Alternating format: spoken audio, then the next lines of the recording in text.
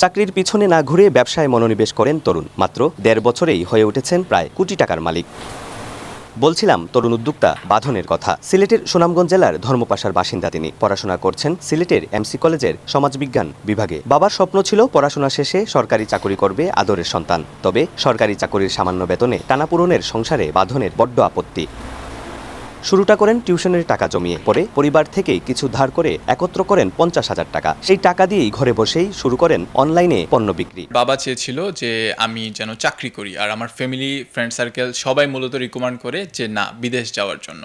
But আমার মতে ব্যবসা মানে হচ্ছে এটা আনলিমিটেড, আর চাকরিটা হচ্ছে লিমিটেড। ১৮ বছর থেকে শুরু করে ৪৫-৫০ পর্যন্ত মানুষ কাজ করতেছে। কাজের চাপ বাড়লে ব্যবসায় যুক্ত করেন নিজের সহধর্মিণীকেও, তারপর একে একে পরিবারের অন্যান্য সদস্যদেরকেও। তাও এক এক দিন ১৭ থেকে ১৮ ঘন্টাও কাজ করতে হয়। পড়ালেখার পাশাপাশি বাইরে হেল্প করতাম। তখন তো আমার এসএসসি দেওয়া শেষ হয়েছিল, তো ফ্রি ছিলাম, তখন বাইরে সব কিছুতে আমি হেল্প করতাম অফলাইন সাইডে। আমাদের ইচ্ছা যে আমরা পুরো বাংলাদেশে, তো এখন তো আমাদের এরকম যে বাইরের দেশ থেকে অনেকে আমাদের সাথে কাজ করছে, তো এরকম যে আমাদের সাথে যেন মানে বাংলাদেশের আরও মানে অনেকেই আমাদের সাথে কাজ করে, তারা যেন আমাদের মাধ্যমে মানে নিজে কিছু একটা করতে পারে। এত অল্প বয়সে তার এতটুকু সাহস নিয়ে যে একটা ব্যবসায় সে আগাইছে, বা পাশাপাশি ছেলে বউ নিয়ে আসলাম, মেয়েও এই ব্যবসার দিক দিয়ে ভালোই উদ্যোক্তা বুঝে।